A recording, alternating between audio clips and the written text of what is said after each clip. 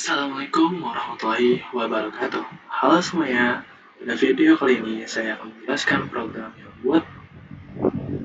program yang saya buat menggunakan Google Colab. Program ini bertujuan untuk melakukan analisis sentimen terhadap ulasan pengguna game Age of Heroes yang diambil dari Google Play Store menggunakan metode Netbase. Oke, di sini kita ke bagian pertama, yaitu kita melakukan instalisasi library yang dibutuhkan menggunakan perintah pip install Google Play Scraper dan pip install Sastrawi. Di sini library pip install Google Play Scraper digunakan untuk mengambil data review dari Google Play Store secara otomatis. Sedangkan library Sastrawi digunakan untuk proses theming, yaitu mengubah kata menjadi bentuk dasarnya. Contohnya, kata bermain, memainkan, atau dimainkan akan diubah menjadi kata dasar main. Selanjutnya terdapat beberapa proses import library seperti pandas nampi, regular attraction, string, skitlearn, matplotlib, dan seaborn. Pandas digunakan untuk mengolah data berbentuk tabel. Nampi menggunakan proses perhitungan numerik. Regular expression digunakan untuk membersihkan teks. String digunakan untuk menghapus tanda baca.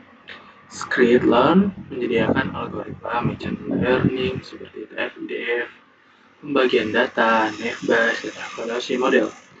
Sedangkan matplotlib dan seaborn digunakan untuk membuat visualisasi data.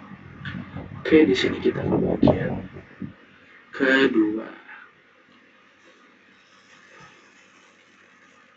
Selanjutnya, program mengambil data review dari Google Play Store menggunakan fungsi review. Di dalam fungsi tersebut terdapat beberapa parameter, package ID, berisi identitas aplikasi yang diambil reviewnya, yaitu comparable efforts words, kemudian long ID, artinya review menggunakan bahasa Indonesia. Country ID berarti review berasal dari Indonesia, yang short news digunakan agar review yang diambil merupakan review terbaru. Cons 1000 menunjukkan bahwa program akan mengambil maksimal 1000 review.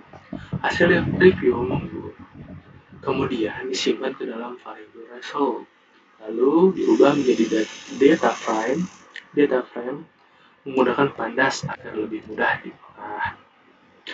Terus kita ke bagian ketiga. Bagian ketiga, program hanya mengambil dua kolom penting, yaitu konten yang berisi ulasan dan skor yang berisi rating bintang. Setelah dibuat sebuah fungsi bernama label, fungsi ini bertugas mengubah rating menjadi kategori sentimen. Jika rating lebih besar atau sama dengan 4, maka dia diberi label positif. Jika rating kurang dari atau sama dengan 2, maka diberi label negatif. Sedangkan rating 3 diberi label netral. Kemudian fungsi apply digunakan agar proses pelabelan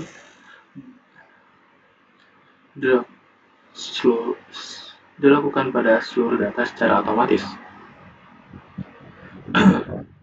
Setelah itu, data yang memiliki label netral dihapus sehingga dataset hanya berisi sentimen positif dan negatif. Hal ini dilakukan agar proses klasifikasi menjadi lebih sederhana. Terus kita di sini ke bagian keempat. Di bagian keempat ada cleaning atau pembersihan data. Tahap berikutnya adalah pre-processing atau pembersihan data. Program membuat fungsi bernama cleaning.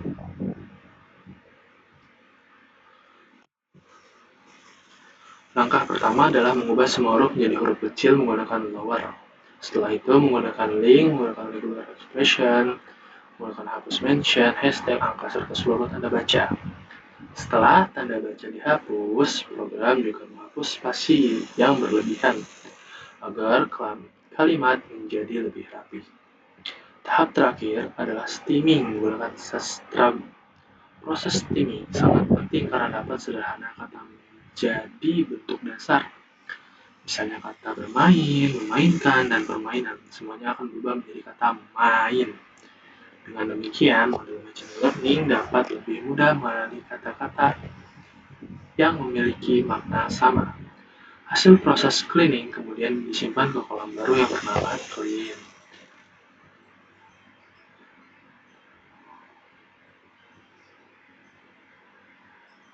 Terus di sini kita ke bagian kelima. TF-IDF. Setelah teks dibersihkan, langkah berikutnya adalah mengubah data teks menjadi data numerik menggunakan TF-IDF. Komputer tidak dapat memahami teks secara langsung, karena itu setiap kata harus diubah menjadi angka. TF-IDF memberikan bobot pada setiap kata. Kata yang sering muncul pada satuan dokumen, tetapi jarang muncul pada dokumen lain, akan memiliki bobot lebih tinggi. Pada program ini digunakan maksimal 5.000 fitur atau kata yang dianggap paling penting. Hasil TF-IDF kemudian disimpan di variabel X, sedangkan label sentimen disimpan pada variabel Y. Terus di sini kita ke bagian ke-6, ada training model Naive-Bayes. Selanjutnya data dibagi menjadi data latih dan data uji menggunakan train test split.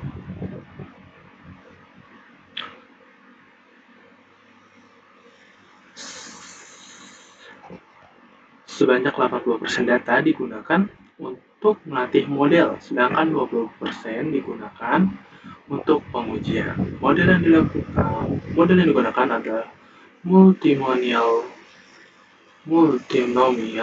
Naive-Bayes. Algoritma ini sangat cocok digunakan pada data teks karena mampu menghitung probabilitas kemunculan setiap kata pada masing-masing kelas sentimen. Model kemudian dilatih menggunakan fungsi. Setelah selesai, model melakukan prediksi terhadap data uji menggunakan fungsi predik. Di sini ada evaluasi model.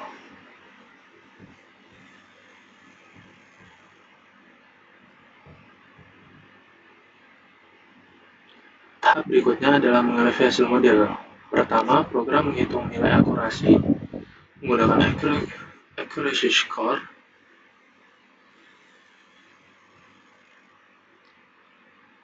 Tahap berikut artinya sekitar 78% data berhasil diprediksi dengan benar oleh model. Selanjutnya ditampilkan klasifikasi report.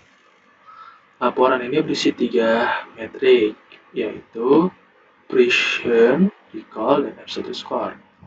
Precision berapa tepat hasil prediksi, recall berapa banyak data yang berhasil dikenali dengan benar, sedangkan absolute score merupakan gabungan antara precision dan recall. Selain itu, program juga menampilkan confusion matrix menggunakan Seaborn. Confusion matrix memperlihatkan jumlah prediksi yang benar maupun yang salah, sehingga kita dapat melihat performa model secara lebih detail. Dan kita ke bagian 8.